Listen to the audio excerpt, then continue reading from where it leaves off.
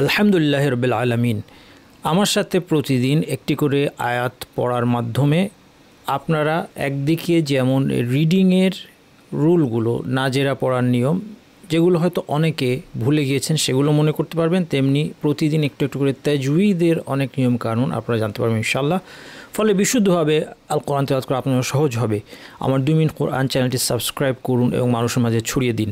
আজকে আমরা সূরা আল বাকারার 104 নম্বর আয়াতটি তেলাওয়াত করব ইনশাআল্লাহ, এবং সেই সাথে অর্থ আমরা দেখব, কেননা শুধু কোরআন রিডিং পড়াই যথেষ্ট নয়, এর অর্থ জানার চেষ্টা করা উচিত। আপনারা প্রশ্ন করতে পারেন যে কেন আমি এই কলকাতা ছাপা বাছাই করেছি। তার কারণ হচ্ছে আমাদের দেশে, বাংলাদেশে মুসলিম জনসাধারণ সবচেয়ে বেশি এই ছাপার সাথে পরিচিত। অন্যান্য ছাপা যারা পড়ে অভ্যস্ত তাদের জন্য বিষয়গুলো বুঝতে কঠিন হওয়ার কথা না।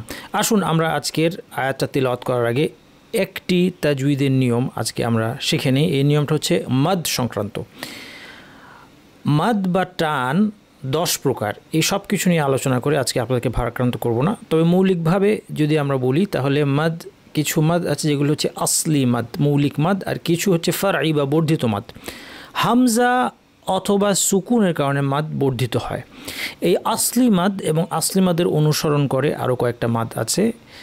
আর ফারঈ বা বর্ধিত মাদ যেটা হামজা বা সুকুনের কারণে হয়, এই সবগুলো মিলিয়ে মোট আমাদের টাইপ হচ্ছে 10টা। এর মধ্যে আজকে একটা টাইপ নিয়ে আমরা কথা বলবো, সেটা হচ্ছে মাদ আরিদ সংক্ষেপে, অথবা পুরো নামটা বলতে হয় আল মাদ্দুল আরিদ লিস সুকুন। অর্থাৎ সুকুনের কারণে, অস্থায়ী সুকুনের কারণে যে মাদের উদ্ভব হয় সেটাকে বলা হয় আল মাদ্দুল আরিদ। বিষয়টা কি আমরা দেখি আসুন। যদি মাদ্দের হরফের পরে সুকুন আসে কিন্তু সুকুনটা অস্থায়ী হয়, যেমন প্রথম উদাহরণটা এখানে দেখেন, ইরমা যাতিল ইমাদি। এখানে মাদ্দের হরফ হচ্ছে আলিফ, এরপর একটা দাল আছে, এই দালে সুকুন নেই, জের আছে, কিন্তু থামলে যেহেতু এখানে একটা সুকুন আসে, এই জন্য এই সুকুনটাকে আমরা বলছি অস্থায়ী সুকুন। এই অস্থায়ী সুকুনের কারণে এই যে মাদটা, যেটা একটা মৌলিক বা আসলি মাদ ছিল, সেটা এখন বেড়ে গিয়ে 3 আলিফ পর্যন্ত হতে পারে। অর্থাৎ আমরা আল ইমাদি, এটা 1 আলিফ মাদ ছিল, এটা 1, 2 বা 3 আলিফ, এই জন্য আমি 1, 2, 3 লিখেছি। 1, 2 বা 3 আলিফ পরিমাণ টানা যাবে। তাহলে আমরা একে পড়তে পারবো কীভাবে? ইরমা যাতিল ইমাদ, 1 আলিফ, ইরমা যাতিল ইমাদ, 2 আলিফ, ইরমা যাতিল ইমাদ, এটা হচ্ছে 3 আলিফ। তেমনি মাকুলিন শব্দটা আমি সব লক্ষ্য করি, মাদ্দের ওয়াও আছে, এরপরে একটা লাম আছে, সেই লামে সুকুন নেই, কিন্তু থামলে এখানে আমরা সুকুন দিয়ে থামি, কাজে এই সুকুনটা অস্থায়ী। এই ক্ষেত্রেও এই যে মাদ্দের ওয়াও আছে, একে আমরা 1 আলিফের পরিবর্তে 1, 2 বা 3 আলিফ টানতে পারবো। মাকুল, মাকুল, মাকুল। তেমনি আবাবিল শব্দের ক্ষেত্রে একই কথা, এখানে মাদ্দের ইয়া আছে, লামের উপর জবর ছিল, ফলে আবাবিলা 1 আলিফের বেশি করার কোনো সুযোগ নাই। কিন্তু যদি আমরা এখানে থেমে যাই, সুকুন দিয়ে যেহেতু থামবো, এই অস্থায়ী সুকুন, কারণ এটা মূলে জবর ছিল এই জন্য অস্থায়ী বলছি, অস্থায়ী সুকুনের কারণে একে আমরা 1, 2 বা 3 আলিফ টানবো এবং মাদটার নাম হয়ে যাবে মাদ আরিদ লিস সুকুন, অথবা সংক্ষেপে মাদ আরিদ আবাবিল, আবাবিল, আবাবিল, 1, 2 বা 3 আলিফ। আজকে আমাদের এরকম একটা মাদ আছে আয়াতের শেষে, আলিমুন শব্দে আমরা দেখতে পাচ্ছি এখানে মাদ্দের ইয়া আছে। মাদ্দের ইয়া কোনটা? ইয়া সাকিন, পূর্বে জের থাকলে সেটা মাদ্দের ইয়া। এই মাদ্দের ইয়া 1 আলিফ টানারই কথা, কিন্তু শেষে যখন আমরা এখানে থেমে যাব, মিমকে সুকুন দিয়ে থামার কারণে এটা অস্থায়ী সুকুন, ফলে আমরা 1, 2 বা 3 আলিফ করতে পারবো। আলিম, আলিম, আলিম, 1, 2 বা 3 আলিফ টেনে আমরা থামতে পারবো। এটা হচ্ছে মাদ আরিদ কি আমরা চিনলাম। আসুন এবার আমরা রিডিংয়ের রুলগুলো দেখি। ইয়া আইয়ুহা, ঢেউ দেখি আপনারা বুঝতে পারছেন যে এখানে লম্বা টান হবে, কিন্তু লম্বা টানের কারণ কি? কারণ এখানে 1 আলিফের পর হামজা এসেছে। এই হামজাটা দেখে আপনাদের মনে হচ্ছে একই শব্দে, যেটা আলিফের উপর জবর আছে এটাকে হামজা বলছি, কারণ আলিফের উপর জের, জবর, পেশ, সুকুন এগুলো থাকা মানে এটা আসলে আলিফ নয়, দেখতে আলিফ হলেও উচ্চারণ হামজার।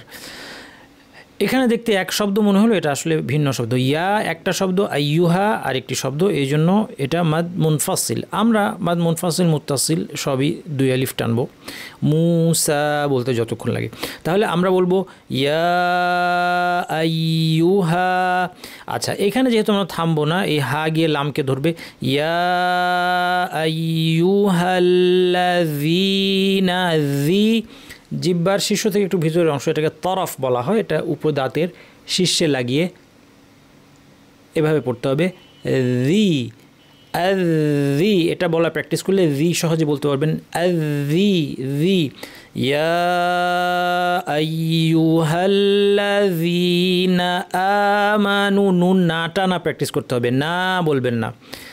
নুনকে আপনার দেখা মাত্র, পড়া মাত্র ব্রেনে ছবি তুলে নেবেন, তারপর চোখ চলে যাবে পরের হরফে, না পড়া শেষ, তারপরে আতে না আ, না আ, ইয়া আইয়ুহাল্লাযীনা আ, না আ, আমানু এখানে একটা খাড়া আলিফ আছে, ছোট আলিফ বা খাড়া জবর, টানে টেনে পড়তে হবে আমানু।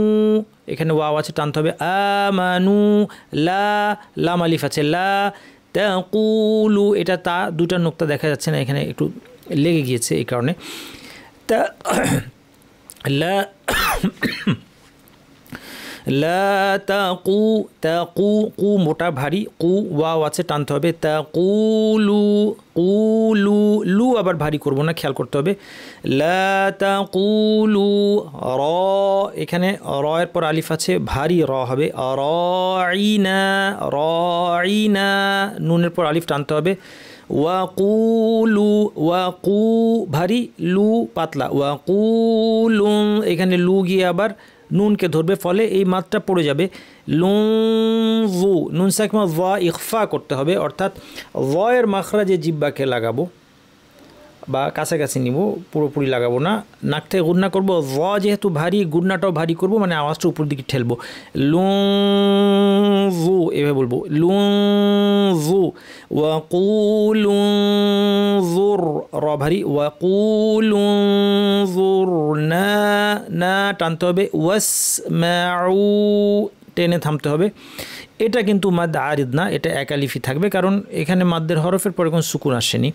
ওয়াসমাউ, ওয়ালিল কা, কা টানতে উপর ছোট আলিফ বা খাড়া জবর আছে, ওয়ালিল কাফিরিনা এখানে টান আছে, ইয়া মাদ্দের ইয়া, ওয়ালিল কাফিরিনা নাতে টান নাই, না আ এই জন্য না আ মাঝখানে কোনো গ্যাপ ছাড়া আসবে, ওয়ালিল কাফিরিনা আযা, আযা যা এখানে টান আছে, আযাবুন আলিম। এখানে তানবিনের পরে হামজা আছে, হামজা হালকের হরফ, কণ্ঠনালীর 6টি হরফের একটি, কাজে ইজহার হবে, তানবিনটাকে স্পষ্ট করে পড়তে হবে। আযাবুন আলিম, বুন আলিম, আলিম। আমরা আজকে শিখেছি মাদ আরিদ 1 2 বা 3 আলিফ টানবে, আমরা 2 আলিফ টানবো, পড়াটা পড়ি। يا أيها الذين آمنوا لا تقولوا راعنا وقولوا انظرنا واسمعوا وللكافرين عذاب أليم.